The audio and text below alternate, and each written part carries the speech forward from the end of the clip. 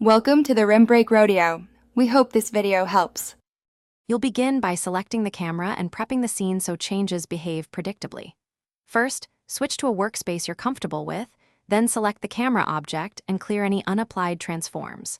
Once done, apply scale and rotation with Control +A to avoid distortions when reshaping.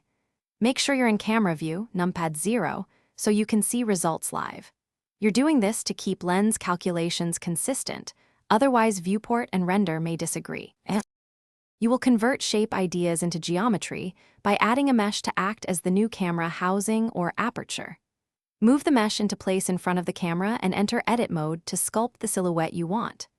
Once shaped, use modifiers, Boolean to cut aperture, bevel for soft edges, and subdivision surface for smooth curves, then apply transforms.